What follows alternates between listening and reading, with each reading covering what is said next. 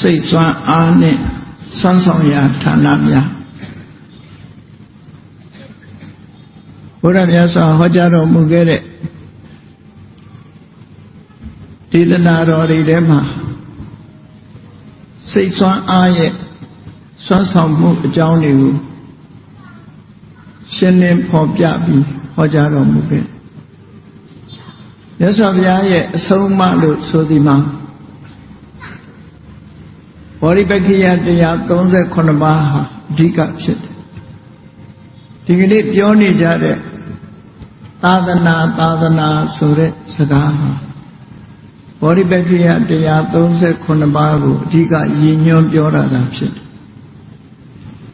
ဘုရားရဲ့အဆုံးအမကိုသာသနာလို့ဒီလိုခေါ်ဆိုကြတာဖြစ်လို့မြတ်စွာဘုရားရဲ့အဆုံးအမထဲမှာအနှစ်သာရဟာဘောဓိပက္ခိယတရား38ပါးသာလည်းဖြစ်တယ်နော်ဘောဓိပက္ခိယတရား38ပါးထဲမှာအပါအဝင်ဖြစ်တဲ့စိတ်ရဲ့စွမ်းဆောင်မှုများစိတ်စွမ်းအားများဆိုတာဟာတရားဓုတရားမြတ်ရဖို့အတွက်ထူးခြားတဲ့အခန်းကဏ္ဍမှာဆောင်ရွက်ကြတာဖြစ်တယ်အဲ့ဒီစိတ်စွမ်းအားတွေရဲ့အရေးပါမှုဟာနိဗ္ဗာန်ချမ်းသာကိုမျက်မှောက်ပြုနိုင်သည့်အထိအောင်စွမ်းဆောင်မှုပေးနိုင်တာဖြစ်လို့စိတ်စွမ်းအားတွေရဲ့စွမ်းဆောင်မှုတွေဟာအင်တမကြီးမားတယ်လို့ပြောစိတ်ကိုဗဟုပြုပြီးတော့ဆုံးမတော်မူတဲ့မြတ်စွာဘုရားရဲ့တရားတော်တွေဟာအသီးသီးသောပုဂ္ဂိုလ်တို့ရဲ့တဏ္ဍာမှာရှိတဲ့စိတ်ဓာတ်တွေကြံ့ခိုင်မှုစိတ်ပိုင်းဆိုင်ရာအညစ်အကြေးတွေကင်းပြီးဖြူစင်တန်ရှင်းမှုဆိုတာအဓိကထားပြီးဟောကြားဆုံးမတဲ့နည်းစနစ်ပဲဖြစ်တယ်လောကမှာရှိကြတဲ့လူတွေကကိုယ်ခန္ဓာနဲ့မိမိဝတ်စားဆင်ရင်ထားတဲ့အဝတ်စားတွေရဲ့ညှဉ်းနှွမ်းမှုဆိုတာကိုတတိပြုမိကြတော့လေစိတ်ဓာတ်ရဲ့အညစ်အကြေးများကိုတတိပြုမိခြင်းမရှိကြဘူးလောကမှာရုပ်ပိုင်းဆိုင်ရာအညစ်အကြေးများဟာကျန်းမာရေးကိုထိခိုက်စေနိုင်တယ်လို့စိတ်ပိုင်းဆိုင်ရာအညစ်အကြေးတွေကပိုပြီးတော့လူရဲ့နှိမ့်ချမှုကိုဖြစ်ပေါ်စေတတ်တာဖြစ်လို့စိတ်ပိုင်းဆိုင်ရာအညစ်အကြေးတွေကိုအဓိကထားပြီးတော့မြတ်စွာဘုရားဆုံးမဟောကြားတာဖြစ်တယ်လူတိုင်းမှာအဓိကစိတ်စွမ်းအားနဲ့နေထိုင်ကြတာဖြစ်သည့်အတွက်ကြောင့်မိမိတို့စိတ်ထဲမှာအညစ်အကြေးတွေကင်းနိုင်သမျှကင်းအောင်လေ့ကျင့်တဲ့ဆုံးမဩဝါဒတွေကိုမြတ်စွာဘုရားဟောကြားခြင်းသာဖြစ်တယ်တရားဓမ္မကျင့်ကြံကြိုးကိုအထုတ်တယ်ဆိုတာဟာစိတ်ရဲ့အညစ်အကြေးတွေကိုဖယ်ရှားခြင်းမျှသာဖြစ်တယ်ဘဝတန်တရားမှာဆွဲကပ်လာတဲ့ကိလေသာဆိုတဲ့အညစ်အကြေးတွေစိတ်ထဲမှာဆွဲကပ်နေလို့ရှိရင်ဘာတွေဖြစ်လဲလူတွေပြောကြတယ်စိတ်ပူတယ်ဆိုတဲ့စကားကိုပြောကြအေးစိတ်ပူတယ်လို့ဆိုတာဘသူကပူအောင်လုပ်နေတာလဲလို့တရားခံကိုရှာလိုက်တဲ့အခါလောဘဒေါသစတဲ့ကိလေသာတွေကပဲပူအောင်လုပ်တာစိတ်ဆင်းရဲတယ်လို့လူတွေပြောလို့ရှိကြတယ်အဲ့ဒီစိတ်ဆင်းရဲမှုကိုဘယ်ရာကဖြစ်ပေါ်စေတာလဲလို့ဆိုရင်ဟောဒီလောဘဒေါသဆိုတဲ့ကိလေသာတွေကပဲဖြစ်စေဒါကြောင့်မို့ကိလေသာဆိုတဲ့အဓိပ္ပာယ်ကိုစိတ်ကိုညှဉ်းနှန်းစေတတ်တဲ့သဘောစိတ်ကိုပူပန်စေတတ်တဲ့သဘောစိတ်ကိုပူပန်စေပြီးစိတ်ကိုညှဉ်းနှွမ်းစေတတ်တဲ့စိတ်ထဲမှာဆွဲကပ်ပြီးတော့နေတဲ့စိတ်ရဲ့အညစ်အကြေးလို့ဆိုရမယ်ကိလေသာအဲ့ဒီကိလေသာတွေနဲ့ပေါင်းဖက်ပြီးတော့ကံတရားတွေဟာလူတွေကိုဒုက္ခပေးနေတာဖြစ်တယ်ကံတရားဆိုဒီမှာအမှန်မသိတဲ့ကိလေသာရဲ့စွမ်းဆောင်မှုအမှန်မသိသည့်အတွက်ကြောင့်တွေ့တာမှုဆိုတဲ့တဏှာရဲ့စွမ်းဆောင်မှုအဲကြောင့်လိုချင်တယ်ဆိုတဲ့တဏှာဖြစ်ပေါ်လာအဲ့ဒီဖြစ်ပေါ်လာတဲ့အမှန်မသိမှုနဲ့လိုချင်မှုဆိုတဲ့ဒီတဏှာဒီသဘာဝတရားနှစ်ပါးဟာ ပရိစ္ဆသမုပ္ပါဒ်မှာဝိရဲ့အမြင့်လို့ဝတ္တမူလလို့ဆိုပြီးတော့ဟောကြားထားတာဖြစ်တယ်။တဏှာထဲမှာဒုက္ခပေးနေတာဟာအဝိဇ္ဇာနဲ့တဏှာပဲဖြစ်တယ်။အဲ့ဒီအဝိဇ္ဇာနဲ့တဏှာကိုအခြေခံပြီးတော့လူတွေဟာအမှန်မသိသည့်အတွက်ကြောင့်သို့မဟုတ်တွေ့တာသည့်အတွက်ကြောင့်ကံတရားတွေကိုပြုလုပ်ပြီးတော့နေကြတာဖြစ်တယ်ပေါ့။အဲ့ဒီကံတရားတွေကိုပြုလုပ်နေသည့်အတွက်ကြောင့်တဏှာဝဆင်းရဲတဲ့မှာဘဝအထူတူဤဘဝမှာထိုဘဝသို့ပြောင်းရွှေ့သွားလာနေကြတာဖြစ်တယ်။ဒီသဘောတွေကိုမြတ်ဗုဒ္ဓရဲ့အဆုံးအမတယ်တဏှာဝဆင်းရဲကထွက်ချင်တယ်ဆိုလို့ရှိရင်ကံတရားတွေကိုဖြစ်ပေါ်စေနိုင်တဲ့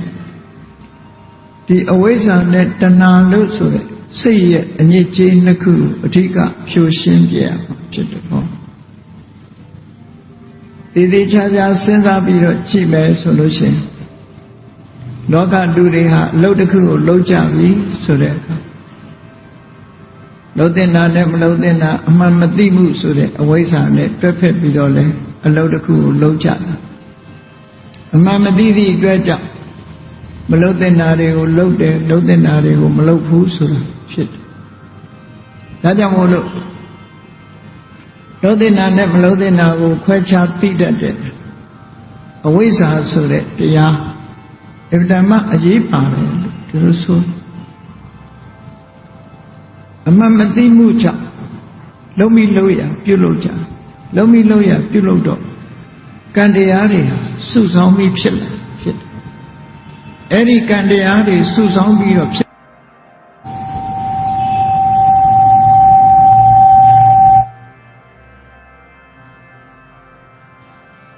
လုံးမိလို့ရလုံနေတဲ့ကံတရားတွေကြောင့်ဘဝထိုထိုမှာဆင်းရဲဒုက္ခတွေရောက်ရှိစေတာဖြစ်တယ်ပေါ့ဒါကြောင့်မို့ပရိစ္ဆသမုပ္ပါဒ်မှာအဝိဇ္ဇာပစ္စယသင်္ခါရပစ္စယဝိညာဏလို့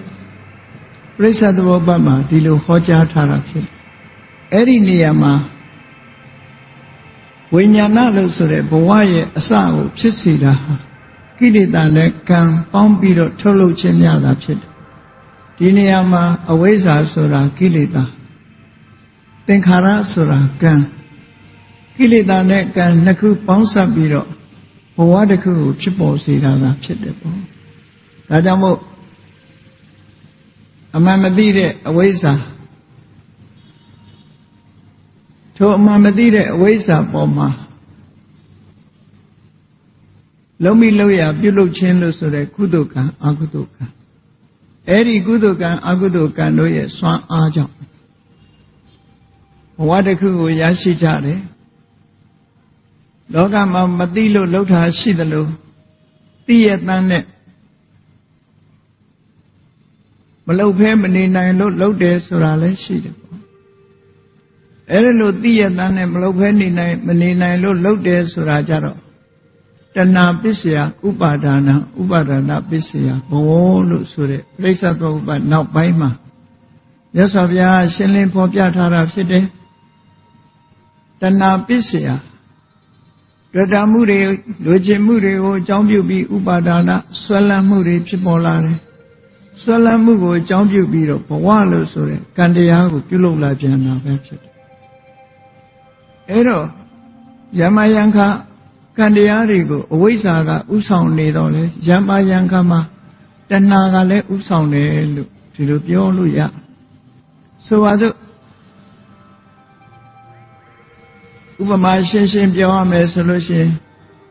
လူတယောက်အရက်သေးစားတွေတောက်စားတယ်သို့မဟုတ်မူရစ်ဆေးဝါးတွေသုံးစွဲတယ်ဆိုတဲ့နေရာပထမမူရစ်ဆေးဝါးအရက်သေးစားရဲ့အပြစ်ကိုမမြင်ခြင်းကြောင့်တောင်းပန်ခြင်းဖြစ်တယ်အပြစ်ကိုမမြင်တာအဝိဇ္ဇာတောင်းမိတာကသင်္ခါရဆိုတဲ့ကံတရားအဲ့ဒါကြောင့်မို့လို့ယောဂရခြင်းလို့ဆိုတဲ့ဆင်းရဲဒုက္ခတစ်ခုကြုံတွေ့ရဒီနေရာမှာအဝိဇ္ဇာကြောင့်အမှန်မသိသေးခြင်းကြောင့်ပြုလုပ်မှုဆိုတဲ့ကံတရားဖြစ်ပေါ်လာတယ်လို့နောက်ပိုင်းရောက်တဲ့အခါကျတော့ အရက်သေးစာမဖြတ်နိုင်တော့ဘူးမူရင်စေဝါမတော့ဖဲမနေနိုင်တော့ဘူးအရက်သေးစာရဲ့ဆိုးချိုးမူရင်စေဝါရဲ့ဆိုးချိုးသိရှိနေတော်လဲမကောင်းဘူးဆိုတာသိတော်လဲမဖြတ်နိုင်တဲ့ဆွဲလန်းနေမှုကြောင့်တဏှာပစ္စယဥပါဒနာဥပါဒနာပစ္စယဘောလို့ဆိုတဲ့အတိုင်းဆွဲလန်းမှုကြောင့်မို့လို့မလုပ်ဖဲမနေနိုင်လို့လှုပ်လာတာဖြစ်လာပြန်တယ်ပေါ့။ဒါကြောင့်မို့ရှေ့ပိုင်းမှာတဏှာကအဝိဇ္ဇာကတဏှာကိုဆွဲဆောင်သွားတယ်။နောက်ပိုင်းမှာတဏှာကအဝိဇ္ဇာကိုဆွဲခေါ်သွားတယ်။ကံတရားတွေဖြစ်ဖို့ရအတွက်ဒီကိလေသာနှစ်ခုဟာအဓိကပဓာနာကြတယ်လို့ဒီလိုဆိုတာပေါ့။အဲ့ဒီအဓိကပဓာနာကြတဲ့ကိလေသာနှမျိုးကိုမဖယ်မရှားနိုင်ခြင်းကံဆိုတဲ့ကုသိုလ်အကုသိုလ်မှုတွေကိုပြုလုပ်နေသည့်အတွက်ကြောင့်လူတွေဟာကုသိုလ်ကံကြောင့်ကောင်းရာသုတိဘုံရောက်ရှိတော်လဲအကုသိုလ်ကံကြောင့်မကောင်းတဲ့ဘုံဘဝတွေကိုရောက်ရှိကြပြန်တယ်ပေါ့ဒီလိုနဲ့ပဋိစ္စသမုပ္ပါလဲပြီးတော့ဧဝမေတ္တကေဝလတ္တဒုက္ခခန္ဓတသမုဒယောဟောတိလို့ဆိုတဲ့အတိုင်းဒုက္ခအစုဆိုလိုတာကအန္တရာယ်ထဲမှာခန္ဓာ၅ပါးလို့ဆိုတဲ့ဒုက္ခအစုဝေးကြီးဟာတဘဝပြီးတဘဝဖြစ်ပေါ်ပြီးတော့နေတာမဆုံးနိုင်တဲ့ခရီးကိုဖြတ်တန်းသွားနေရပြီးဒုက္ခမျိုးစုံခံစားနေရတယ်လို့ဒီလိုပရိစ္ဆသမုပ္ပါမှာတတ္တလောကကြီးတစ်ခုလုံးရဲ့ဒုက္ခဖြစ်နေပုံကိုမြတ်စွာဘုရားသခင်ကိုရောမြတ်ကဆုံးမဟောကြားတာဖြစ်အေးတန်တရားဝတ်ကလွတ်ချင်ပြီဆိုလို့ရှိရင်စိတ်မှာအခုလိုစိတ်ကိုပြောညံ့သွားစေတတ်တဲ့အဝိဇ္ဇာတို့တဏှာတို့ဆိုတာဖယ်ရှားပြစ်နိုင်ဖို့စွမ်းအားရှိမှဖြစ်နိုင်တယ်ပေါ့အဲ့ဒီစွမ်းအားတွေဟာဘာတွေလဲလို့ဆိုလို့ရှိရင်မြတ်စွာဘုရားကဗောဓိပက္ခိယတရား38ပါးမှာဗလဆိုတဲ့စွမ်းအား၅မျိုးဟောကြားထားတာရှိတယ်ပေါ့အဲ့ဒီဗလဆိုတဲ့စွမ်းအား၅မျိုးဟာအလွန်ပဲအရေးပါတယ်အဲ့ဒီစွမ်းအားတွေမပါဘဲနဲ့တရားဝါတွေဟာအဝိဇ္ဇာနဲ့တဏှာကိုတွန်းလှန်ဖယ်ရှားနိုင်မှာမဟုတ်ဘူးအဝိဇ္ဇာနဲ့တဏှာကိုတွန်းလှန်ဖယ်ရှားနိုင်ခြင်းမပြုနိုင်သမျှကာလပတ်လုံးကံတရားတွေကိုဖယ်ရှားနိုင်မှာမဟုတ်ဘူးကံတရားတွေကိုဖယ်ရှားနိုင်ခြင်းမရှိသမျှဝိပါကဝတ်လို့ဆိုတဲ့ကံရဲ့အကျိုးဆက်ဖြစ်နေဥမှာပဲကိလေသာဝတ်ကိုဖယ်ရှားနိုင်မှကမ္မဝတ်ကပြတ်မယ်ကမ္မဝတ်ကိုဖယ်ရှားနိုင်မှဝိပါကဝတ်ဆိုတာပြတ်မှာဖြစ်တယ်အေးဝိပါကဝတ်ဆိုတာပြတ်ဖို့အတွက်ကိလေသာဝတ်ပြတ်အောင်လုပ်အောင်အဲ့ဒီကိလေသာဝတ်ပြတ်အောင်စိတ်မှာစွမ်းအားတွေမရှိဘူးဆိုရင်ဘယ်သူမှလုံနိုင်မှာမဟုတ်ဘူးစိတ်ဟာပျော့ညံ့ပြီးတော့ပင်မဆင်းရဲပြီးစွမ်းအားမဲ့နေတဲ့စိတ်တစ်ခုဟာကိလေသာတွေကိုအနိုင်တွန်းလှန်ဖို့မဖြစ်နိုင်ဘူးစိတ်ဟာကိလေသာတွေနဲ့ဆုံတွေ့တာနဲ့တပြိုင်နက်အရေးပျော်ပြီးတော့အရှုံးပေးနေတာများတယ်ဒါကြောင့်မို့လို့ကိလေသာတွေကျုံလာတဲ့အခါမှာဒီကိလေသာဆိုတဲ့အညစ်အကြေးတွေကိုမိမိတို့ရဲ့စိတ်အစဉ်မှာဖယ်ရှားပစ်ဖို့ဆိုတာဟောဒီစွမ်းအားတွေကိုထူထောင်ကြရမှာဖြစ်တယ်ပေါ့အဲ့ဒီထူထောင်နိုင်မှသာလဲကိလေသာဆိုတဲ့အညစ်အကြေးတွေတစားတစားရောပါသွားပြီးတော့လုံးဝဖယ်ရှားပစ်လိုက်နိုင်ပြီဆိုလို့ရှိရင်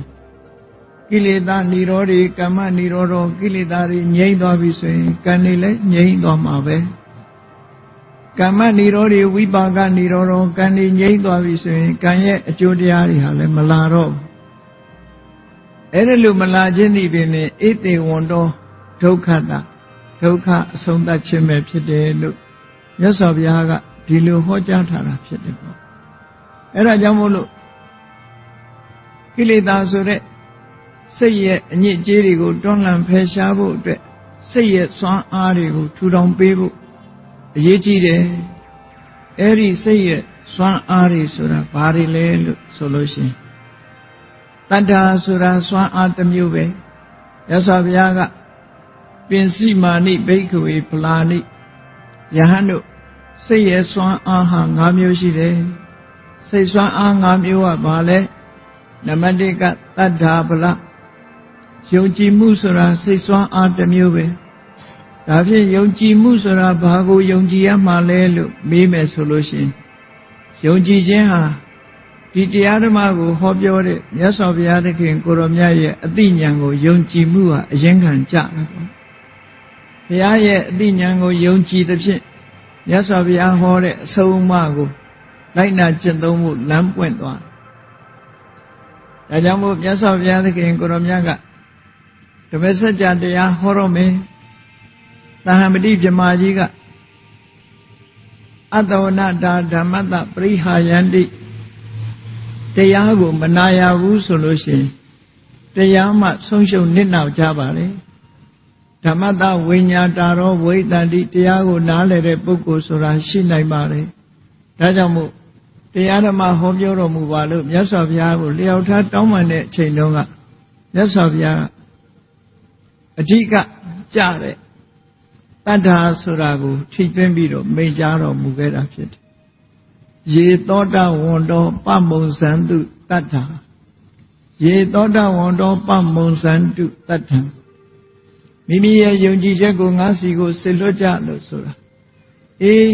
ထောင်နိုင်တဲ့နာအသိဉာဏ်ရှိတဲ့ပုဂ္ဂိုလ်တိုင်းငါအပေါ်မှာယုံကြည်ချက်ကိုထားလို့ဒီလိုဆိုလို့တယ်ဒါကြောင့်မို့မြတ်စွာဘုရားကိုယုံကြည်တယ်ဆိုတာမြတ်စွာဘုရားရဲ့အသိဉာဏ်ကိုယုံကြည်တာကိုပြောတာတကူကိုယုံကြည်တာမဟုတ်ဘူးတကူနဲ့မပြီးနိဗ္ဗာန်ကိုတင်ဖို့မှာမဟုတ်ဘူးမြတ်စွာဘုရားရဲ့အသိဉာဏ်ကိုယုံကြည်တာဒါကြောင့်မို့လို့ပမုံဇန္တုတတ္ထံငါ့ဘောမှာယုံကြည်မှုကိုစစ်လွတ်ထားကြလို့ဆိုတာငါ့ဘောမှာယုံကြည်မှုထားမယုံကြည်ဘူးဆိုရင်မြတ်စွာဘုရားရဲ့အဆုံးအမတရားကိုကြားနာမှာမဟုတ်ဘူးဒါကြောင့်မို့ယုံကြည်မှုဟာအလွန်အရေးကြီးတယ်ဘုရားဘာသာဝင်သူတော်စင်တို့မြတ်စွာဘုရားကိုယုံကြည်တယ်ဆိုတာဘုရားရဲ့အသိဉာဏ်ကိုယုံကြည်တာသာဖြစ်တယ်တတ္တဟတိတထာဂတတဘောဓိတထာဂတမြတ်စွာဘုရားရဲ့ဘောဓိအရဟတမေဉာဏ်သမ္မညုတဉာဏ်တော်လို့ဆိုတဲ့အသိဉာဏ်ကိုတတ္တဟတိယုံကြည်တယ်ဘုရားရဲ့အသိဉာဏ်ကိုယုံကြည်သဖြင့်ဖြစ်ပေါ်လာနိုင်တဲ့အရာဘာတော့ဒီလိုအသိဉာဏ်ရှိတဲ့ပုဂ္ဂိုလ်တယောက်ရဲ့ဆုံးမဩဝါဒဟာလုံးဝမမှားနိုင်ဘူးဆင်းရဲတဲ့အကျိုးအပြစ်ရှိပြီးတော့ဒုက္ခအကျိုးကိုပေးနိုင်တယ်ဆိုတဲ့အကုသိုလ်တရားတွေကိုရှောင်ဖို့အပြစ်ကင်းပြီးတော့ကောင်းကျိုးချမ်းသာကိုဖြစ်ပေါ်စေနိုင်တဲ့ကုသိုလ်တရားတွေကိုပြည့်စုံစေဖို့လို့ဆိုတဲ့ဆုံးမညွှန်ကြားချက်ဒီလိုအသိဉာဏ်ရှိတဲ့ပုဂ္ဂိုလ်ရဲ့ဆုံးမညွှန်ကြားချက်ဟာလုံးဝအမှားမရှိနိုင်ဘူးလုံးဝအမှားမရှိနိုင်ဘူးရှောင်ရမယ်ဆိုတာမရှောင်ရင်ဆင်းရဲဒုက္ခအကျိုးကိုရမှာဖြစ်တယ်ပြည့်စုံစေရမယ့်အချက်ကိုမပြည့်စုံစေဘူးဆိုလို့ရှိရင်ချမ်းသာဒုက္ခကိုလက်လွတ်ဆုံးရှုံးသွားမှာဖြစ်တယ်ဆိုတဲ့ဆုံးဖြတ်ချက်ကိုဒီတတ္ထာကဖြစ်ပေါ်စေတယ်ဒါကြောင့်မို့လို့ပမုံဇန္တုတတ္ထံငါ့ဘောမှာယုံကြည်ချက်ကိုစစ်လွတ်ကြလို့ဒီလိုဆိုယုံကြည်ချက်ကိုထားကြအဲ့ဒီယုံကြည်ချက်ရှိမှတတ္ထာဇာတောဥပသင်္ကမတိယုံကြည်လို့ဘုရားစီချင်းကပ်ခုခေတ်လည်းကြည့်ပေါ့ရှင်းရှင်းလေးစဉ်းစားကြည့်လိုက်ယောဂရလာပြီဆိုရင်ကိုယုံကြည်တဲ့သမားတော်စီချင်းကပ်ကြတာမယုံကြည်တဲ့သမားတော်စီဘယ်သူမှမသွားငါယောဂကိုပျောက်အောင်ဘယ်ဆရာဟာကုနိုင်လိမ့်မယ်ဆိုတာကိုအရင်သိကြည့်တယ်ကြည့်လို့မိမိကယုံကြည်ပြီးဒီသမားတော်ဒီဆေးဆရာကဖြင့်ငါရဲ့ယောဂဝေဒနာကိုပျောက်အောင်ကုနိုင်လိမ့်မယ်လို့ယုံကြည်ချက်ရှိလို့သမားတော်စီသွားတယ်သမားတော်ပြီးတဲ့ဆေးညွှန်ကြားတဲ့အစာအာဟာရရှောင်ရံနဲ့ဆောင်းရံသမားတော်ပေါ်မှာယုံကြည်သောအဖြစ်ကိုမသိတဲ့ဆေးကိုတောက်ကြရအဲဒီလိုတောက်ခြင်းဖြင့်ယောဂဝေဒနာပျောက်ကင်းကြသမားတော်ပေါ်မှာယုံကြည်မှုဖြင့်ဆုံးဖြတ်ပြီးတော့လိုက်နာဆောင်ရွက်လို့ရှိရင်ယောဂဝေဒနာပျောက်ခြင်းဆိုတဲ့အကျိုးကိုရရှိနေကြတာသိကြပေါ့အဲ့ဒါလိုပဲမြတ်စွာဘုရားသခင်ကိုရောမြတ်ရဲ့အဆုံးအမဩဝါဒတွေပေါ်မှာယုံကြည်လို့ဘုရားကိုယုံကြည်သည့်အတွက်ကြောင့်ဘ ဘုရားအဆုံးအမကိုလိုက်နာတာဖြစ်တယ်ဘုရားကိုယုံကြည်တယ်လို့ဆိုတော့လေဘုရားရဲ့အဆုံးအမကိုမလိုက်နာဘူးဆိုရင်မယုံကြည်ရပဲရောက်တယ်ပေါ့ဆေးဆရာကဆေးပေးတော်လဲပဲအဲ့ဒီဆေးကိုမတော့ဖဲထားရင်ယောဂမပြောက်တယ်လို့ပဲမြတ်စွာဘုရားရဲ့အဆုံးအမဖြစ်တဲ့ရှောင်ရံနဲ့ဆောင်ရံကိုမရှောင်ဘူးမလုံဆောင်ဘူးဆိုလို့ရှိရင်လေလိုအပ်တဲ့အကျိုးရမှာမဟုတ်ဘူးဒါကြောင့်တရားရဲ့စွမ်းဆောင်မှုဟာအလွန်ကြီးမားလို့မြတ်စွာဘုရားသခင်ကိုရောမြတ်ကစိတ်စွမ်းအားထဲမှာယုံကြည်မှုဆိုတဲ့စွမ်းအားရှိရမယ်ယုံကြည်မှုစွမ်းအားရှိမှနောက်ကလှုပ်ဆောင်မှုဆိုတာတွေဖြစ်ပေါ်လာမှာဖြစ်တယ်ဆင်ငယ်ယုံကြည်မှုစွမ်းအားကနေလမ်းဖွင့်ပေးလိုက်မှာဖြစ်တယ်ပေါ့ဒါဖြင့်အဲ့ဒီယုံကြည်မှုစွမ်းအားဟာဘယ်မှာသူ့ရဲ့စွမ်းဆောင်မှုဟာပေါ်လွင်ထင်ရှားသလဲသူ့ရဲ့စွမ်းဆောင်မှုဟာဘယ်နေရာမှာသိတာထင်ရှားသလဲလို့ဆိုတော့မြတ်စွာဘုရားကရှင်းပြတယ်ကတ္ထဘိက္ခွေတတ္တပလံဓတ္ထပံယုံကြည်မှုစွမ်းအားကိုဘယ်နေရာမှာမှတ်သားရမလဲဘယ်နေရာဟာသိတာထင်ရှားသလဲယုံကြည်မှုစွမ်းအားရဲ့စွမ်းဆောင်မှုဘယ်နေရာမှာမှတ်သားရမလဲလို့ဆိုတော့မေခွန်းထုတ်ပြီးတော့ဖြေတဲ့အခါစတုတုသောတပတ္တိယင်္ဂေတုဣဋ္ဌတတ္တပလံဓတ္ထပံသောတပန်ရဲ့အင်္ဂါ၄ချက်သောတပတ္တိယင်္ဂဆိုတဲ့သောတပန်ရဲ့အင်္ဂါ၄ချက်မှာတရားရဲ့စွမ်းဆောင်မှုအရေးပါမှုဟာအတ္တမထင်ရှားတယ်ဒီနေရာမှာသောတပတ္တိယင်္ဂလို့၄မျိုးလို့ဆိုတဲ့နေရာမှာသောတပတ္တိယင်္ဂ၄မျိုးကို2မျိုးခွဲပြီးတော့မှတ်သားကြအောင်သောတပတ္တိယင်္ဂဟာ2မျိုးရှိတယ်တစ်မျိုးကသောတပန်ဖြစ်ခြင်းရဲ့အကြောင်း၄မျိုးနောက်တစ်မျိုးကသောတပန်မှာရှိတဲ့အရည်ချင်း၄မျိုးဒီလိုအဓိပ္ပာယ်2မျိုးထွက်တယ်ပေါ့အဲ့ဒီမှာသောတပန်ဖြစ်ခြင်းရဲ့အကြောင်းတရား၄မျိုးမြည်သူပဲဖြစ်ဖြစ်သောတပန်ဖြစ်လာလို့ရှင်ဟောဒီအကြောင်းနဲ့ကင်းပြီးတော့ဖြစ်တာမဟုတ်ဘူးဒီအကြောင်းတရားပြည့်ပြည့်ဝဝရှိပြီဆိုမှသောတပန်ဆိုတာဖြစ်နိုင်အဲ့ဒီအကြောင်း၄မျိုးဆိုတာဘာတွေလဲလို့ဆိုရင်တပ္ပုရိတတန်တေဝတကယ်ကိုတရားဓမ္မဟောပြနိုင်တဲ့တကယ်သူတော်ကောင်းပုဂ္ဂိုလ်စိတ်ကပ်နိုင်ရမယ်အဲ့ဒီသူတော်မြတ်ကိုစိတ်ကပ်ခြင်းဟာသောတပန်ဖြစ်ဖို့အတွက်လမ်းစာပဲသူတော်သူမြတ်ကို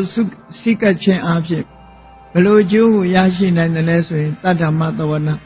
သူတော်ကောင်းတရားကိုကြားနာရခြင်းဆိုတဲ့အကျိုးတရားအဲ့ဒီနှစ်ခုဟာသောတပန်ဖြစ်ဖို့အတွက်ပြင်ပကဗဟိတအကြောင်းနှစ်ခုပဲဖြစ်တယ်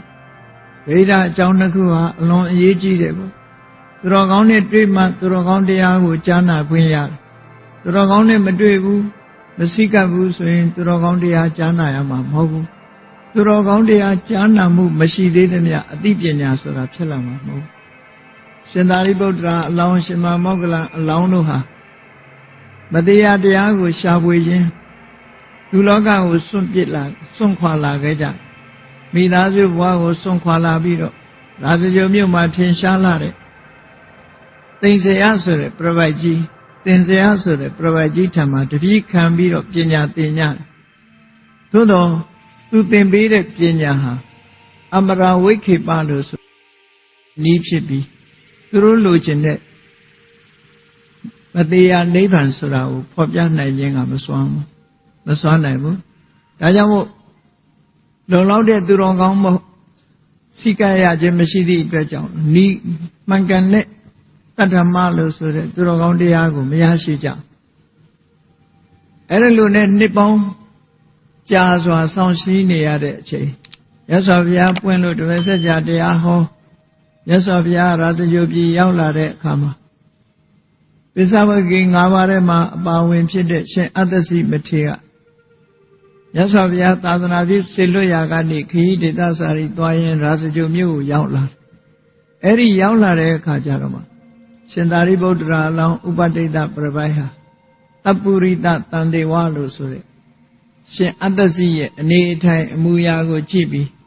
တကယ်ပုဂ္ဂိုလ်ပဲဆိုပြီးသူ့ကိုစိတ်ကပ်ခြင်းဟာတပ္ပုရိတတန်တေဝဖြစ်တယ်အဲ့ဒါလို့တပ္ပုရိတတန်တေဝ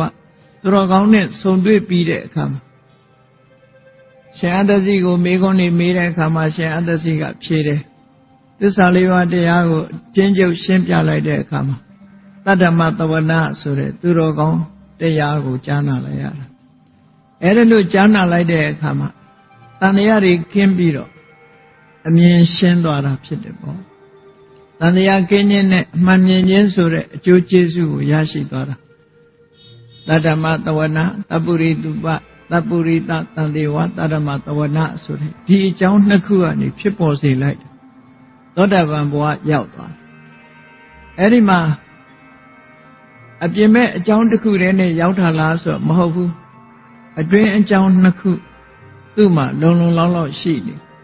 အဲ့ဒီအတွင်းအကြောင်းနှစ်ခုကဘာလို့ဆိုယောနိသောမနတိကာရမမကန်ကန်နှလုံးသွင်းနိုင်ခြင်းဆိုတဲ့ယောနိသောမနတိကာရဓမ္မနုဓမ္မပฏิပတ်တိဆိုတဲ့ဓမ္မနဲ့ဓမ္မဆိုတဲ့မဲ့ဖို့နိဗ္ဗာန်နဲ့မဲ့ဖို့နိဗ္ဗာန်ကိုရောက်စေနိုင်တဲ့အနုဓမ္မဆိုတဲ့အကျင့်ကိုကျင့်ခြင်းအဲ့ဒီလမ်းကြောင်းပေါ်လျှောက်ခြင်းပဲရှင်သာရိပုတ္တရာအလောင်းဥပဒိတဟာသစ္စာလေးပါးအကြောင်းကိုရှင်းပြလိုက်တဲ့အခါမှာစဉ်းစားနိုင်တာဟာယောနိသောမနတိကာရ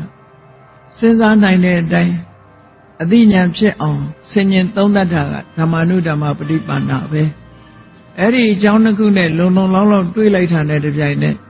ရှင်သာရိပုတ္တရာအလောင်းဥပဒိတပြပိုက်ဟာသောတပန်ဖြစ်သူရောက်သွားတယ်။ပေါင်းလိုက်တဲ့အခါတပ္ပုရိတတန်တေဝ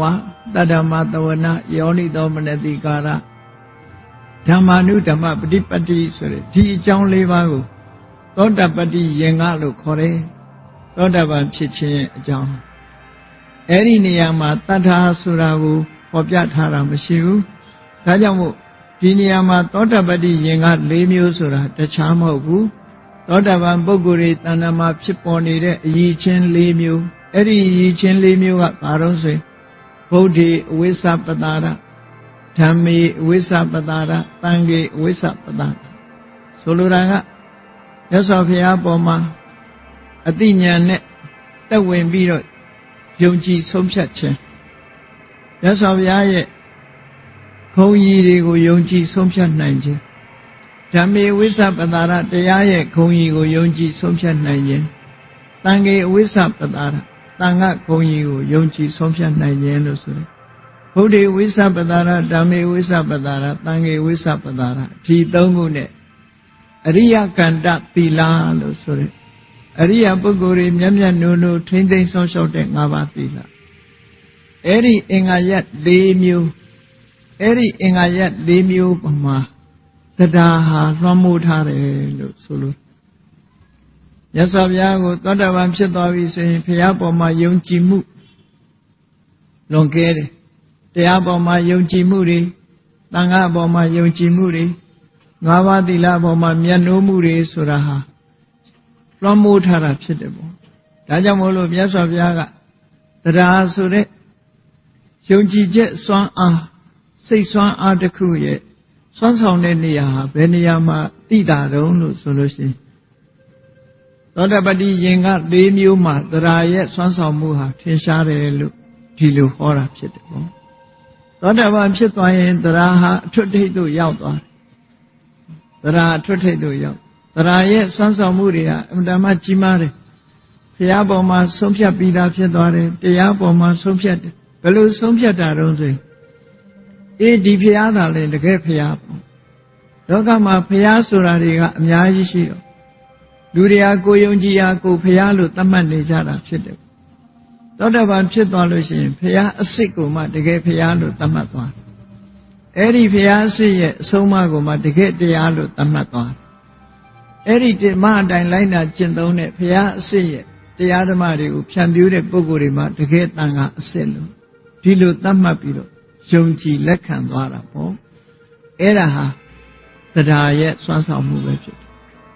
။၅ပါးသီလကလွဲလို့၅ပါးသီလဟာအသက်တန်ဖိုးရှိတယ်ဆိုတဲ့နေရာမှာလည်းပဲသီလနဲ့အသက်ပုရုဇဉ်နေနဲ့စဉ်းစားကြည့်မယ်ဆိုရင်သီလနဲ့အသက်ဘယ်ဟာရွေးမလဲလို့ဆိုရင်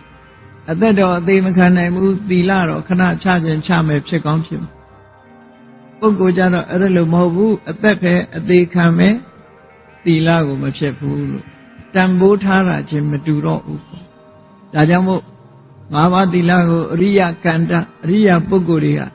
အလုံးကိုမြတ်နိုးတယ်ဘလောက်ထိမြတ်နိုးတာတော့ဆိုလောကလူတွေတန်ဖိုးထားတာဘာလဲလို့ဆိုရင်ကိုယ့်အသက်ကိုတန်ဖိုးထားကြအသက်တည်းမြတ်နိုးတာဆိုတာဘာမှမရှိဘူးအသက်သေးခံရမယ်ဆိုရင်ပစ္စည်းဥစ္စာလည်းစွန့်လွတ်နိုင်တယ်လက်ချေလည်းစွန့်လွတ်နိုင်တယ်အလုံးကိုစွန့်လွတ်နိုင်တဲ့အနေအထားမျိုးရှိတယ်သောတာပန်ပုဂ္ဂိုလ်တွေကဒီသီလအတွက်ဆိုရင်အသက်တောင်မှစွန့်လွတ်နိုင်တယ်ဆိုတဲ့အတိုင်းအတာတစ်ခုကိုရရှိတယ်ဒါဟာတရားရဲ့ဆွမ်းဆောင်မှုလို့ဒီလိုပြောတာဒါကြောင့်မို့သောတာပန်ရဲ့အရည်ချင်းတွေမှာတရားကဥဆောင်နေတာဖြစ်တယ်သောတာပန်ဖြစ်သွားတဲ့ပုဂ္ဂိုလ်မှာသူ့ရဲ့အခြေအနေနှစ်ရပ်သူ့ရဲ့စိတ်ထဲမှာပေါ်လာတတ်တယ်တဲ့ဘယ်လိုပေါ်လာတော့ဆိုလို့ရှိရင်သူရရှိလာတဲ့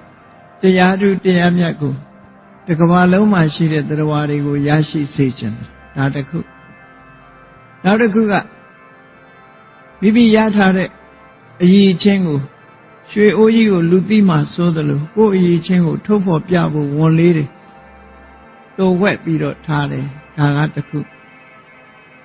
အဲ့ဒါလို့အရည်ချင်းနှစ်ခုရှိပြီးတော့လာတဲ့သောတာပန်ပုဂ္ဂိုလ်ဟာသူ့ပေါ်မှာယုံကြည်ချက်ကဘလောက်လွှမ်းမိုးတော့ဆိုရင်ဘုရားတရားတန်ခါဒီပုဂ္ဂိုလ်တွေဟာငါပစ္စည်းကလွဲပြီးတော့တခြားသူတွေရဲ့ပစ္စည်းကိုအလူမခံပါစေနဲ့သူပဲလူကျင်တယ်ဆိုတဲ့တရားဆွမ်းဆောင်မှုတွေတိုးတက်ဖြစ်ပေါ်တရားရှိတဲ့ပုဂ္ဂိုလ်တွေရဲ့စိတ်ထဲမှာမြတ်စွာဘုရားဟာငါပစ္စည်းပဲသုံးရင်ကောင်းပါပဲတရားဓမ္မကိုငါကြီးပူဇော်ရရင်ကောင်းပါပဲတန်ဃာတွေကိုငါကြီးပဲပူဇော်ရရင်ကောင်းပါပဲဆိုတဲ့ဒီစိတ်အားတက်လာမှုတွေတရားရဲ့ဆွမ်းဆောင်မှုတွေဒီလိုဆိုလို့တယ်သောတာပန်ဖြစ်သွားတဲ့ပုဂ္ဂိုလ်ရဲ့တရားတရားဟာအလွန်ကြီးမားကြံ့ခိုင်လာတယ်ပေါ့ငါးပါးသီလဆိုတာအသက်တဲ့မြတ်မြတ်နိုးနိုးထိမ့်သိမ်းဆောက်ရှောက်လာတဲ့ယုံကြည်ချက်ရှိတယ်ဘုရားတရားတန်ခါယရဏသုံးပါးနဲ့ငါးပါးသီလမှာတစ်ပါးငါမှာတကယ်အားကိုးเสียမြတ်နိုးเสียဆိုတာမရှိဘူးလို့ယုံကြည်ဆုံးဖြတ်ထားတဲ့တရားစွမ်းအားဟာသောတာပတ္တိယင်္ဂ၄ပါးမှာထင်ရှားပေါ်လွင်တယ်လို့ဒီလိုဆိုတာပေါ့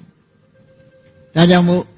အဲ့ဒီအချက်မှာတရားစွမ်းအားဟာအမတမထင်ရှားလို့မြတ်စွာဘုရားကစတုတုသောတာပတ္တိယင်္ဂေတုဣဋ္ဌတတ္တပလံဓဋ္ဌပံလို့သိတာတယ်ဆိုတာကိုရှင်းလင်းဟောပြတာဖြစ်တယ်နောက်စွမ်းအားတစ်ခုကတော့ဘာတော့ဆိုဝီရိယရဲ့စွမ်းအားဆိုတာလည်းအလွန်ကြီးမားတယ်လောကမှာပြင်းနေလို့အိတ်နေလို့ဘာတစ်ခုမှမရနိုင်ဘူးဆိုတာဟာအမတမထင်ရှားအထူးသဖြင့်လူတွေရဲ့စိတ်ထဲမှာဒီဝိရိယဆိုတဲ့သဘာဝကင်းသွားပြီဆိုလို့ရှိရင်လူတွေဟာအေးတက်တာနဲ့စွမ်းဆောင်မှုတွေရောကျသွားနိုင်တယ်ဝိရိယရှိမှသာလျှင်စွမ်းဆောင်မှုတွေဟာတက်လာကြိုးစားအထောက်မှုဆိုတဲ့ဝိရိယဟာအမတန်မှအရေးပါတယ်လို့ဆိုလို့အိတ်နေခြင်းဖြင့်လောကမှာဘာကိစ္စမှမပြီးတယ်လို့ပဲတရားဓမ္မနဲ့ပတ်သက်နေလို့လည်းအသိဉာဏ်ရရင်ဖို့အတွက်အိတ်နေခြင်းဖြင့်ဘာတစ်ခုမှရမှာမဟုတ်ဘူးဒါကြောင့်မို့ပြင်းရည်ခြင်းဆိုတဲ့တရားတွေကိုဖယ်ရှားပြစ်နိုင်တယ်ဌိနမိဋ္ဌလို့ဆိုတဲ့ဒီထိုင်မှုမိုင်းမှုစိတ်ရည်စွမ်းအားတွေရောကြနေမှုတွေကိုလည်းဝိရိယကတွန်းလှန်ဖယ်ရှားပြပြီးစိတ်ဓာတ်ဟာတက်ကြွလန်းဆန်းပြီးတော့လာအောင်ဝိရိယစွမ်းအားနဲ့ဖြည့်ပေးရတယ်လို့ဆိုတယ်ကြိုးစားအထောက်မှုဟာအမှန်တမ်းအရေးပါတယ်ကြိုးစားအထောက်မှုကြောင့်ထူးခြားတဲ့တရားဓမ္မတွေကိုရရှိပြီးတော့သွားကြတယ်အဲ့ဒီကြိုးပမ်းအထောက်မှုမရှိဘဲနဲ့ဘာတစ်ခုမှမဖြစ်နိုင်ဘူးကြိုးပမ်းအထောက်မှုဟာဘယ်နေရာမှာအဓိကစွမ်းဆောင်မှုပေးတယ်လဲဆိုတဲ့အခါမြတ်စွာဘုရားသခင်ကိုရောမြတ်ကစတုတုသမ္မပဒာနေတုဝိရိယဣဋ္ဌဝိရိယပလံဓဋ္ဌပံသမ္မပဒံ၄ပါးလို့ဆိုတဲ့မှန်ကန်တဲ့ကြိုးပမ်းအထောက်မှု၄ရပ်မှာဝိရိယရဲ့စွမ်းအားဟာထင်ရှားသိတာလေလို့ဒီလိုဆိုအဲ့တော့မှန်ကန်တဲ့ကြိုးပမ်းအထောက်မှုလို့ဆိုတာလောကမှာဒီကြိုးပမ်းအထောက်မှုတွေမျိုးမျိုးရှိတယ်ကြိုးပမ်းအထောက်မှုတွေမျိုးမျိုးရှိအဲ့ဒီထဲမှာမှန်ကန်တဲ့ကြိုးပမ်းအထောက်မှုဆိုတာဘာအတွက်မှန်ကန်တာလဲအသိဉာဏ်တွေရဖို့မှန်ကန်တယ်အန္တရာယ်ဝဆင်းရဲကလွတ်မြောက်ဖို့မှန်ကန်တယ်ချမ်းသာဒုက္ခရဖို့အတွက်မှန်ကန်တယ်ဆိုတဲ့ကြိုးပမ်းအထောက် အဲ့ဒီကြိုးပမ်းအထောက်မှု၄ရပ်ဆိုတာဘာလဲဆိုရင်မိမိတဏ္ဍာမှာအကုသိုလ်တရားတွေမဖြစ်သေးလို့ရှိရင်ဖြစ်မလာအောင်ဆုတ်ပိတ်ဖို့ကြိုးစားရမယ်ဒါဟာနံပါတ်1ကြိုးစားခြင်းပဲဖြစ်အကုသိုလ်စိတ်တွေကိုယ်တဏ္ဍာမှာဝင်မလာသေးရင်မဝင်အောင်ဥပမာမဲ့ဒေါသမဖြစ်သေးရင်နောက်ဒေါသဆိုတာမဖြစ်အောင်ဆုတ်ပိတ်နိုင်အောင်ဆုတ်ပိတ်ဖို့ကြိုးစားထားရအောင်မတော်တဆဒေါသဆိုတာဖြစ်ပေါ်လာတယ်အကုသိုလ်တွေဖြစ်ပေါ်လာလို့ရှိရင်တွန်းလှန်ဖယ်ရှားနိုင်ဖို့ကြိုးစားရမယ်ဒီလိုဆိုဒါဖြင့်လောကလူသားတွေကလောဘဖြစ်လို့ရှိရင်လည်းလက်ခံပြီးတော့ထားလိုက်တာဒေါသဖြစ်ရင်လည်းလက်ခံပြီးတော့ထားလိုက်မဖြစ်အောင်လည်းထိမ့်သိမ်းဆောက်ရှောက်မှုမရှိဘူးဖြစ်လာလို့ရှိရင်လည်းမွေးမြူထားလိုက်အဲ့ဒါလိုအနေထားမျိုးရှိကိုယ့်ကိုယ်စဉ်းကျင်စဉ်းစားကြည့်လောဘဖြစ်လို့ရှိရင်လည်းငါဟာလက်ခံထားတာလားတစုံတစ်ခုကိုနှစ်သက်နေတဲ့တွေ့တာနေတဲ့စိတ်လေးကိုယ်တဏ္ဍာမှာဖြစ်နေဒါလေးကိုငါကျေနပ်ပြီးလက်ခံထားသလားမုန်းနေတဲ့စိတ်ပေါ်လာလို့ရှိရင်အဲ့ဒီမုန်းနေတဲ့စိတ်လေးကိုငါကျေနပ်ပြီးတော့လက်ခံနေတာလားကိုယ့်ကိုစဉ်းစားကြည့်တွန်းလှန်ဖယ်ရှားမှုမလုပ်ဘူးမကြိုးစားဘူးဆိုရင်လက်ခံနေတဲ့သဘောပဲလက်ခံရုံတော့မကဘူးတချို့ကဆိုရင်ငါစိတ်ကိုလာမစမ်းနဲ့ငါတို့ကစိတ်တူတယ်တို့ဆိုတာဂုံယူပြီးတော့ပြောလိုက်သေးတယ်လေလူဆိုတာလောဘဆိုတာရှိရမှာပဲလောဘမရှိရင်မကြည်ပွားဘူးဆိုပြီးလောဘကိုချီးမွမ်းလိုက်သေးတယ်မြတ်စွာဘုရားရဲ့အဆုံးအမမှာအကုသိုလ်မှန်သမျှမိမိတဏ္ဍာမှာမဖြစ်စေနဲ့လို့ဒီလိုဆိုတာ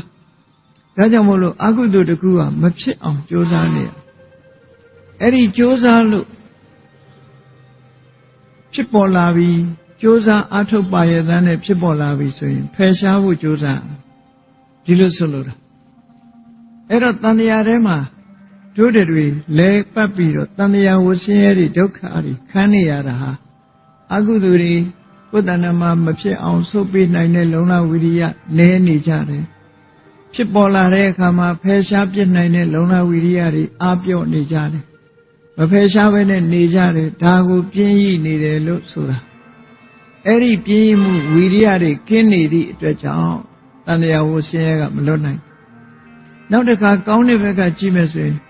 မဖြစ်သေးတဲ့ကုသိုလ်တရားတွေဖြစ်လာအောင်ကြိုးစားဖို့လိုတယ်ဖြစ်ပြီးသားကုသိုလ်တရားတွေတိုးပွားလာအောင်ကြိုးစားဖို့လိုမဖြစ်သေးတဲ့ကုသိုလ်တွေဆိုတာဖြစ်လာအောင်လုပ်ဖို့လိုတယ်ပေါ့အဲ့တော့မဖြစ်သေးတဲ့ကုသိုလ်တွေဖြစ်လာဖို့လည်းမကြိုးစားဘူးဖြစ်လာတဲ့ကုသိုလ်တရားတွေတိုးပွားလာအောင်မကြိုးစားဘူးဆိုရင်ပြင်းနေခြင်းသာဖြစ်တယ်ပေါ့တမ္မပဒံ၄ပါးဆိုဒီမှာအကုသိုလ်မဖြစ်သေးရင်မဖြစ်အောင်ဆုတ်ပိတ်နိုင်ရမယ်ဖြစ်လာလို့ရှိရင်ဖယ်ရှားဖို့ကြိုးစားနိုင်ရမယ်ကုသိုလ်တရားတွေမဖြစ်သေးရင်ဖြစ်အောင်ကြိုးစားရမယ်တဲ့ကုသိုလ်တရားတွေတိုးပွားလာအောင်ကြိုးစားရမယ်ဆိုတဲ့ဒီကြိုးပမ်းအထောက်မှု၄ရပ်ဝိရိယအင်အားပဲဖြစ်တယ်အဲ့ဒီဝိရိယစွမ်းအားရှိမှဆင်းရဲဒုက္ခတွေကိုဖယ်ရှားပြီးချမ်းသာဒုက္ခတွေကိုပိုင်ဆိုင်နိုင်တယ်လို့ဒီလိုဆိုတာ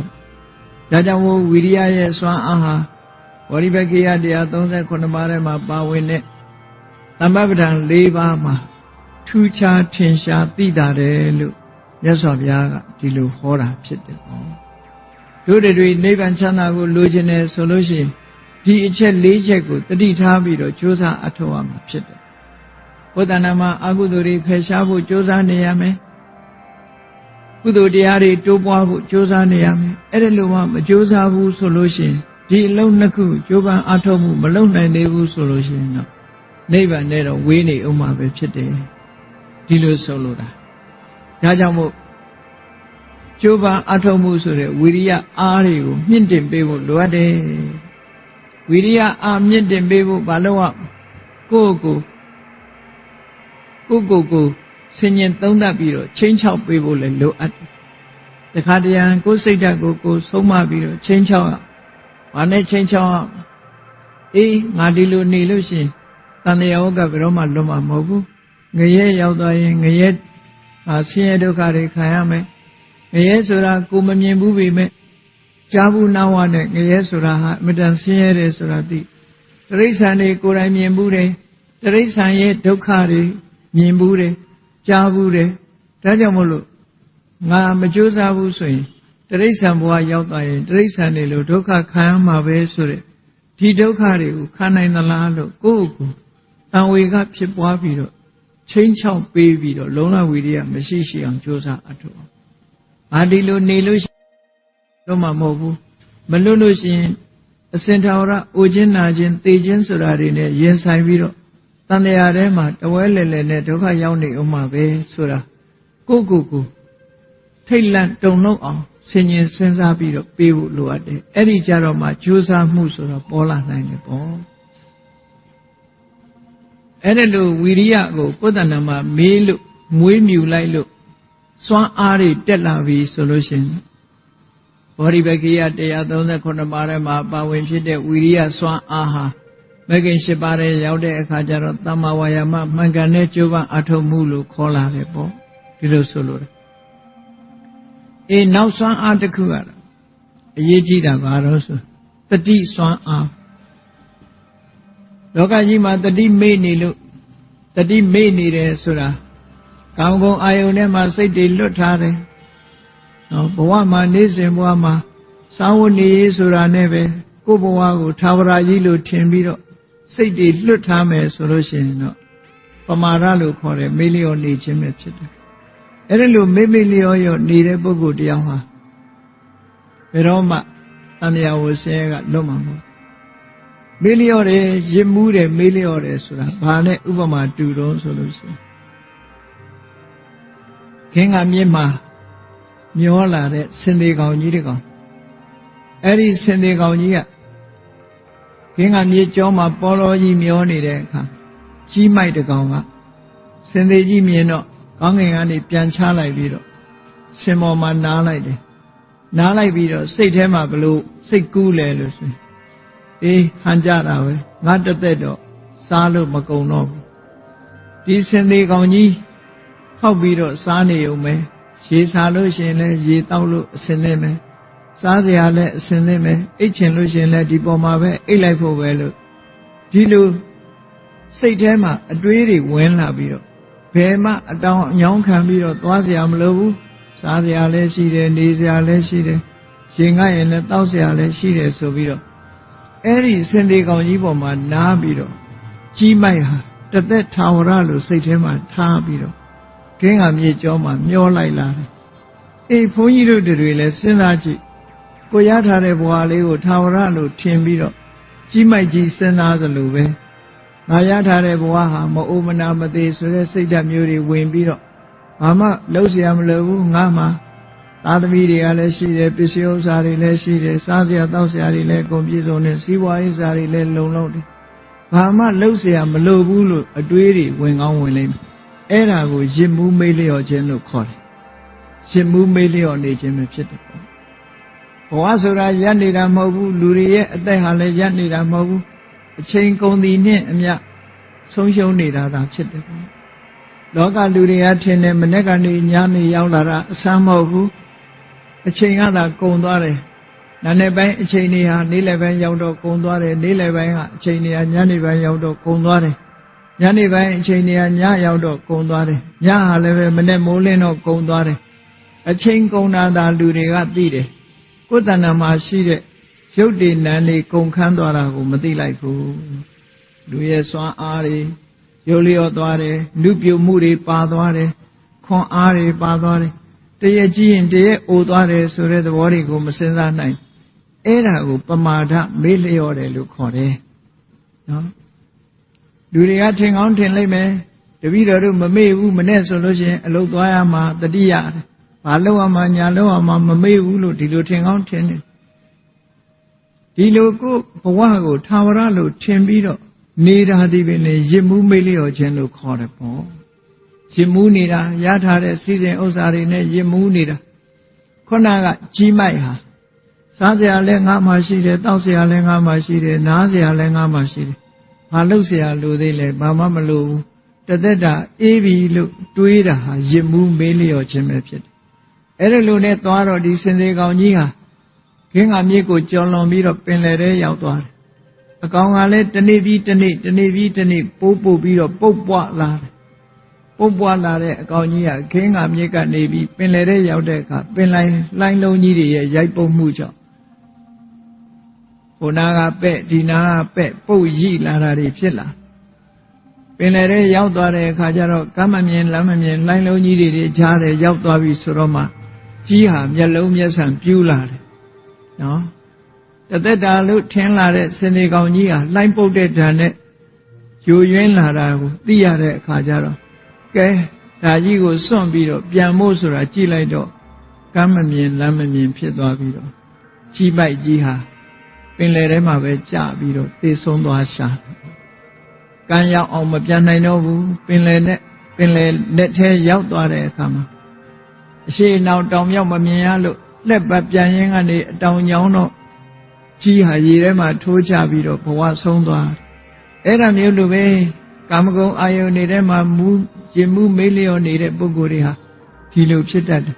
ဒါကြောင့်မို့တို့ဟာသာဝရမဟုတ်ဘူးအချိန်နဲ့အမျှပြောင်းလဲနေတယ်ဆိုတဲ့တတိတွေထားဖို့လိုအပ်တယ်ပေါ့အဲ့ဒီတတိကိုဒီနေရာမှာတတိပလတတိစွမ်းအားလို့ခေါ်တယ်အဲ့ဒီတတိစွမ်းအားဟာတတိပဋ္ဌာန်တရား၄ပါးကိုအားထုတ်တဲ့နေရာမှာအလွန်အရေးပါတယ်လို့ခေါ်တယ်ကာယပေါ်မှာတတိထားတယ်ဝေဒနာဆိုတဲ့ခံစားပေါ်မှာတတိထားတယ်ဘယ်ရာမှမမြဲဘူးဆိုတာတတိရှိတယ်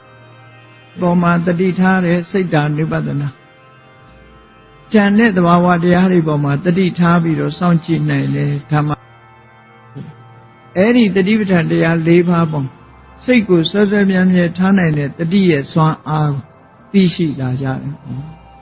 တတိရဲ့စွမ်းအားဟာတတိပဋ္ဌာန်၄ပါးပေါ်မှာထင်ရှားပေါ်လွင်လာတယ်လို့ဒီလိုဆိုတယ်နောက်တစ်ခုကပညာစွမ်းအားပညာဗလားဆိုတဲ့ပညာစွမ်းအားဟာတော့အရေးပါဆုံးပဲဖြစ်တယ်ပေါ့အဲ့ဒီအရေးပါဆုံးဖြစ်တဲ့ပညာစွမ်းအားတော့စွမ်းအားတွေထဲမှာအကြီးမားဆုံးပဲဖြစ်တယ်အဲ့ဒီအကြီးမားဆုံးဖြစ်တဲ့ပညာစွမ်းအားဟာဘယ်မှာထင်ရှားတော့ဆို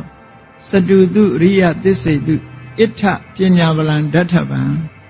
သစ္စာ၄ပါးကိစ္စမှာပညာစွမ်းအားထင်ရှားတတိကလည်းသစ္စာ၄ပါးကိုမသိနိုင်ဘူးတရားကလည်းမသိနိုင်ဘူးဝိရိယကလည်းမသိနိုင်ဘူးတတိကလည်းမသိနိုင်ဘူးသမာဓိဆိုတာကလည်းမသိနိုင်ဘူးသမာဓိဆိုတဲ့စွမ်းအားကလည်းမသိနိုင်သမာဓိစွမ်းအားကိုတော့ဘယ်မှာအလေးထားရတော့ဘယ်မှာထင်ရှားတော့ဆိုရင်ဇန်၄ပါးနဲ့ပတ်သက်လာလို့ရှိရင်သမာဓိစွမ်းအားဟာကြီးမားဇန်တရားတွေရထားပြီဆိုရင်ဇန်ပေါ်မှာအာယုံစိုက်ထားပြီးဇန်ရဲ့အာယုံပေါ်မှာအာယုံစိုက်ထားလို့ဇန်၄ပါးပေါ်မှာသမာဓိရဲ့စွမ်းအားဟာကြီးမားတယ်လို့ဒီလိုဆိုသမာဓိစွမ်းအားကြီးမားတဲ့နောက်မှာရရှိလာတဲ့ပညာစွမ်းအားကြတော့သစ္စာ၄ပါးပေါ်မှာထင်ရှားတယ်လို့ဒီလိုဆိုတာအဲ့ဒီသစ္စာ၄ပါးဆိုတာဟာဆင်ញင်တုံတရားနဲ့မှသိနိုင်တာဖြစ်တယ်လောကမှာပြဿနာလို့သိတယ်ပြဿနာရဲ့အကြောင်းကိုသိတယ်ပြဿနာဖြေရှင်းခြင်းကိုသိတယ်ပြေလည်သွားတာကိုသိတယ်ပြဿနာဖြေရှင်းတဲ့နိလန်းကိုသိတယ်လို့ဆိုတဲ့အချက်၄ချက်ကိုပိုင်ပိုင်နိုင်နိုင်သိတာပညာရဲ့စွမ်းသစ္စာ၄ပါးဆိုဒီမှာဘုန်းကြီးတို့တွေရင်ဆိုင်တွေ့နေရတဲ့ပြဿနာဟာဒုက္ခပဲအဲ့ဒီဒုက္ခဆိုတဲ့ပြဿနာကိုဘယ်သူကဖန်တီးတုံဆိုသမုဒိယကဖန်တီးအဲ့ဒီဒုက္ခနဲ့သမုဒိယပြဿနာနဲ့ပြဿနာဖန်တီးမှုဒီနှစ်ခုကြောင့်ပြဿနာဖြစ်နေတော့ပြဿနာငြိမ်းအေးမှုကဘယ်မှာရှိသလဲလို့ဆိုဒုက္ခនិရောဓနိဗ္ဗာန်ဆိုတာတွေးရှိလာတယ်ဒုက္ခនិရောဓဆိုတာကိုဘာနဲ့ဘယ်လမ်းစဉ်နဲ့စိုက်ထရမလဲရောက်အောင်လုပ်နိုင်ရမလဲဆိုတဲ့အခါကျတော့မေဃသစ္စာဆိုတာနဲ့သွားဒါကြောင့်မို့လို့ဒီ၄မျိုး၄ချက်ကတော့ပညာနဲ့မှသိနိုင်တာဖြစ်လို့ပညာရဲ့စွမ်းအားဟာသစ္စာ၄ပါးကိုသိတဲ့နေရာမှာအလွန်အစွမ်းထက်တယ်လို့ဒီလိုဆိုတာဒုက္ခလို့သိဖို့ဆိုတာပညာရဲ့စွမ်းအားနဲ့မှသိနိုင်တယ်ဒီဒုက္ခဘာကြောင့်ဖြစ်တယ်လို့သိတာလဲပညာစွမ်းအားနဲ့မှသိနိုင်တယ်ဒီဒုက္ခဘယ်မှာချုပ်ငြိမ်းတယ်လဲလို့သိတာဟာလည်းပဲပညာစွမ်းအားနဲ့မှသိနိုင်တယ်ဒီလိုဒုက္ခချုပ်ငြိမ်းမှုအတွက်ဘာတွေကိုလုပ်ရမယ်လို့သိတာဟာလည်းပဲပညာစွမ်းအားနဲ့မှသိတာဖြစ်သောကြောင့်စတုတုအရိယသစ္စေတုပညာဗလံဣဋ္ဌဝေရိတဗံဣဋ္ဌပညာဗလံဓဋ္ဌဗံလို့မြတ်စွာဘုရားကသစ္စာ၄ပါးမှာ ပညာရဲ့စွမ်းအားဟာအလွန်ထင်ရှားတယ်လို့ဒီလိုစိတ်စွမ်းအားတွေနဲ့ပတ်သက်ပြီးတော့ရှင်းလင်းဟောကြားတာဖြစ်ပါတယ်အေးပြန်ပြီးတော့အကျဉ်းချုပ်လိုက်မယ်ဆိုရင်သောတပန်ရဲ့အရေးချင်း၄မျိုးမှာသရစွမ်းအားဟာပေါ်လွင်ထင်ရှားတယ်သမဗဒံတရား၄ပါးမှာဝိရိယစွမ်းအားဟာထင်ရှားတယ်တတိပဒံတရား၄ပါးမှာတတိရဲ့စွမ်းအားဟာထင်ရှားတယ်ဇန်၄ပါးမှာတမာရီရဲ့စွမ်းအားဟာထင်ရှားတယ်သစ္စာ၄ပါးမှာပညာရဲ့စွမ်းအားဟာထင်ရှားတယ်လို့ဓဋ္ဌပသုတ်တံမှာမြတ်စွာဘုရားအကျဉ်းချုပ်ပြီးတော့ဟောထားတာကိုယခုလိုနားလည်သဘောပေါက်ခြင်းအပြင်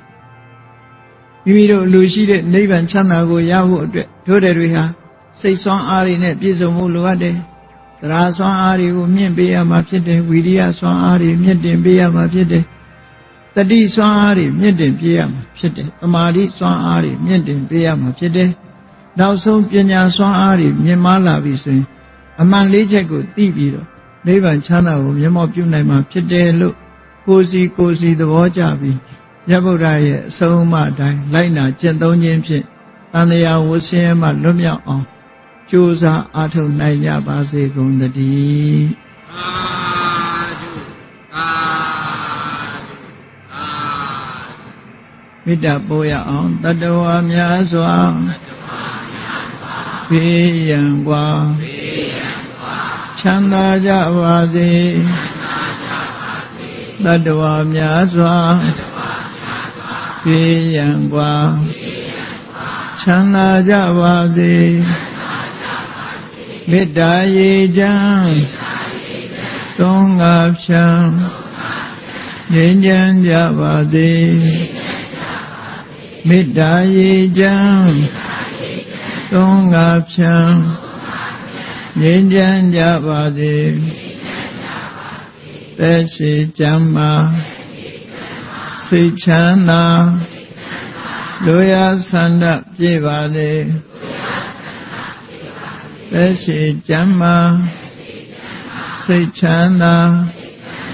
လူရဆန္ဒပြည့်ပါစေဓမ္မောဒရံပိဝိတဝါနဝိသာတဗ္ဗေတမုဟတာအာဇရမရာတိတိဘာဝံနိဗ္ဗာနံယန္တုတာရောဓမ္မောဒရံလောဘဒေါသမောဟစိတ်တောကင်းပြောက်ကြည်အေးတရားရှိကိုပိဝိတဝါဝန္တာရှင်ပြတောက်ကြရအနာကြရကုန်သောကြောင့်ဝိသာတဗေပူဇာညစ်နောင်ကိလေသာဆေအတောက်ဟုသမျှတို့သည်သမုဝတ္တပိဉ္ကြဘက်တွင်ရေမတင်ကဲ့သို့ကင်းစင်လွင်ပြောင်းပေမရောက်အောင်ပယ်ဖြောင်းအကုန်သည်ဝန္တုစင်စစ်မသွေဖြစ်ကြပါစေကုန်တည်းအဇရမရံအိုခြင်းလဲကွာနာခြင်းလဲကင်းသေးခြင်းလဲရှင်းထသော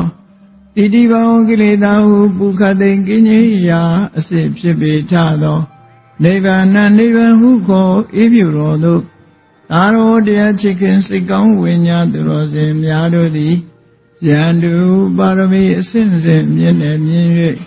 မလင့်ပုံသေးဆက်ရောက်တော်မူကြပါစေကုန်သတည်း